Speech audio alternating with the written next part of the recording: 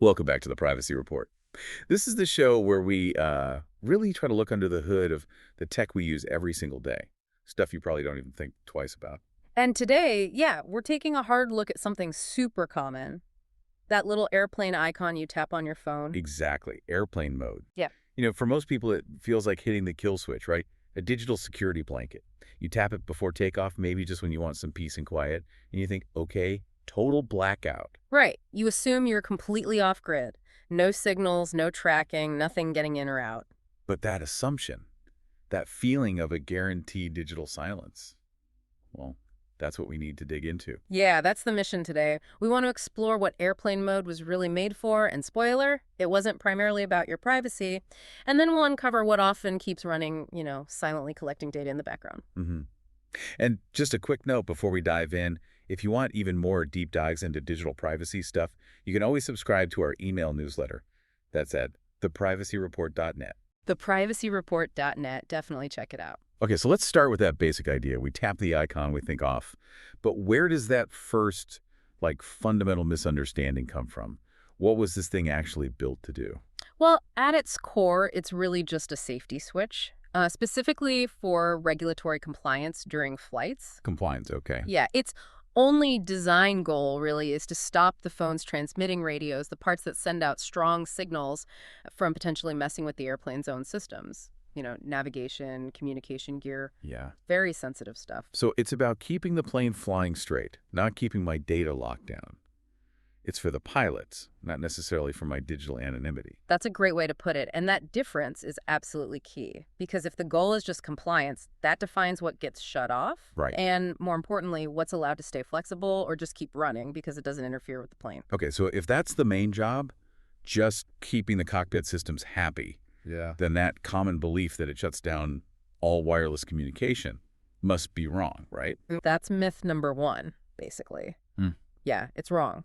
While airplane mode does reliably kill the cellular connection, that's the big transmitter, how it handles Wi-Fi and Bluetooth, well, that really varies. It depends on the phone. Yeah. Like Android versus iPhone. Exactly. Different manufacturers, different operating systems, they handle it slightly differently.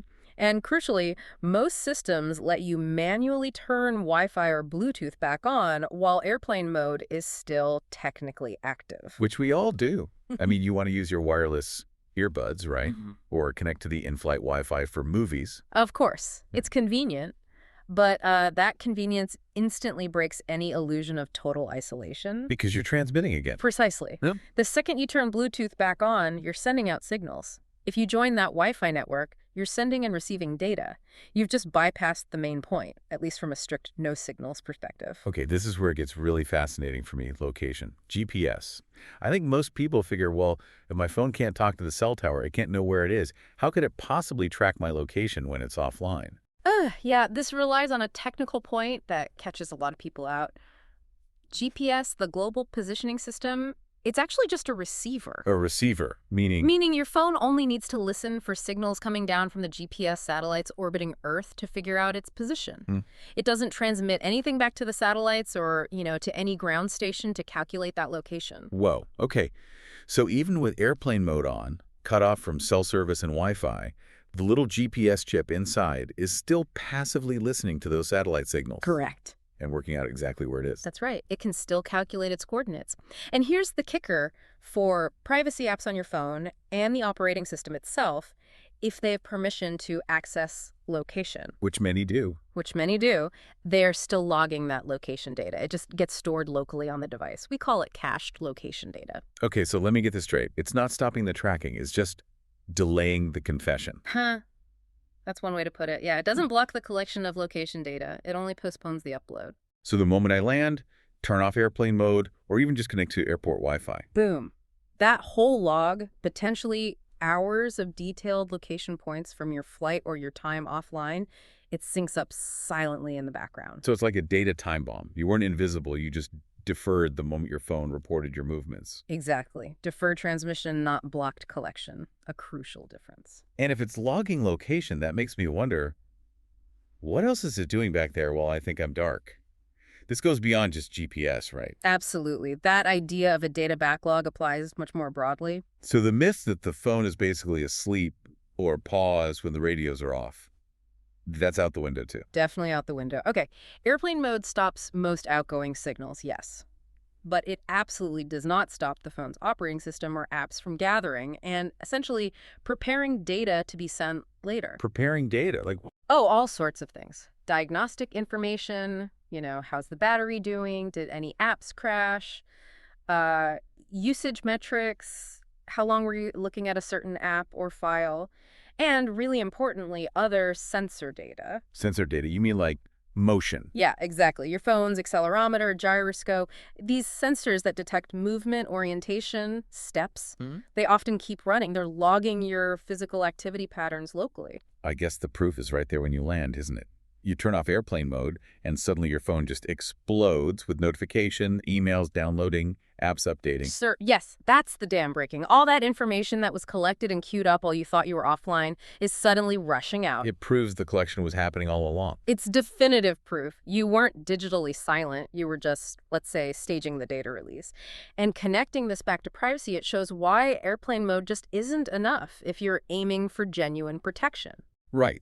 It might stop the active pings to the cell tower, but it doesn't magically erase your phone's identity or stop these quieter passive tracking methods. Precisely. The phone still knows who it is. It often knows where it's been, thanks to GPS caching, and it knows what you've been doing on the device itself. So if your goal is real digital silence, you have to face the fact that log files are basically always being written unless the device is truly fully off. Okay, let's shift focus slightly to something more. Close range, physical proximity. We already mentioned people turning Bluetooth back on. What are the risks there, especially in crowded places like an airport or just walking down the street? Yeah, the Bluetooth issue is significant because it's designed for short-range communication, and it often works by broadcasting. Broadcasting what? Well, when it's on, even if airplane mode is technically still enabled, your device can constantly send out little identifying signals, things like its unique MAG address, or just signals looking for devices it knows, like your headphones or smartwatch. Are you there kind of pings? So, by turning Bluetooth back on for my headphones, I'm basically turning my phone into a little beacon that announces its presence to anything nearby that's listening. That's essentially it, yes. And while you might just be trying to listen to music, those short-range signals can be picked up and logged. Logged by who? Or what? Could be specialized listening devices in sensitive areas, but more commonly, commercial tracking systems. Think retailer. Retailers. How? Many stores deploy Bluetooth beacons or specialized Wi-Fi systems designed specifically to detect and log these signals from shoppers' phones.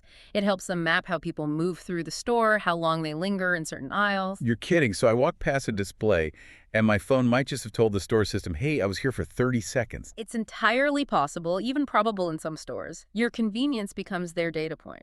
Wow. Okay, that really hammers home the point. If you genuinely want to minimize your discoverability, you can't just rely on the main airplane mode switch. You have to go into the settings and explicitly turn off Bluetooth and probably NFC too, right? Near field communication. Absolutely. You have to verify manually. You cannot trust that single icon to cover all the different radios and protocols equally. Check each one if you're serious about reducing your signal output. Okay, so we've pretty firmly established, I think, that airplane mode is more of a flight safety tool, a convenience feature, definitely not some kind of privacy shield or invisibility cloak. Right, not a cloak. So for listeners who are now thinking, okay, I want real digital silence sometimes, what are the practical steps? What goes beyond just tapping that icon? Well, the first step, maybe the most crucial everyday one, happens before you even think about airplane mode.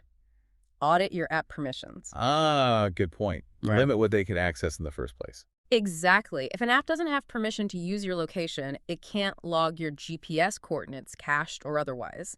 Same for sensors. Be really strict about granting location, microphone, camera, and sensor access.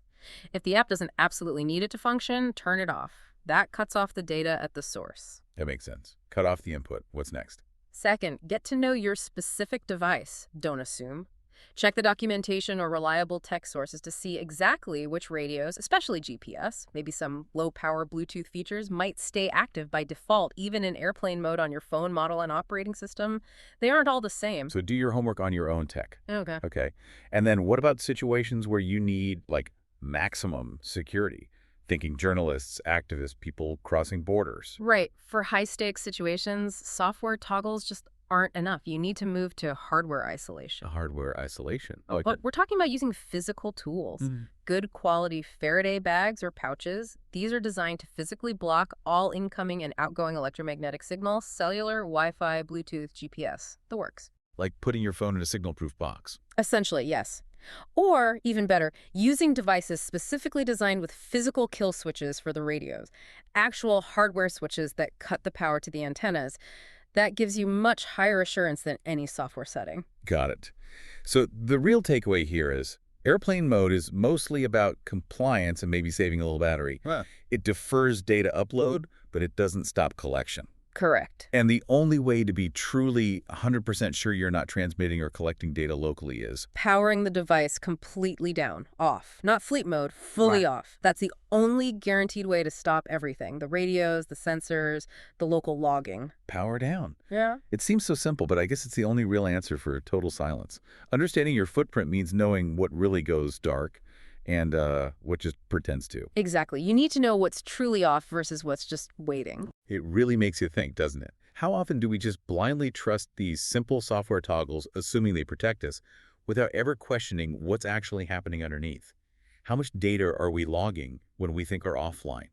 It's a great question to ask, and hopefully this conversation encourages everyone listening to maybe be a bit more critical, to verify things, understand the limits of the tech you rely on every single day. Don't just trust the icon. Well said. Thank you for tuning into the Privacy Report.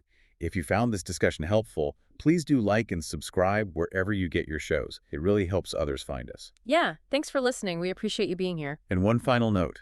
This conversation was made with the assistance of AI.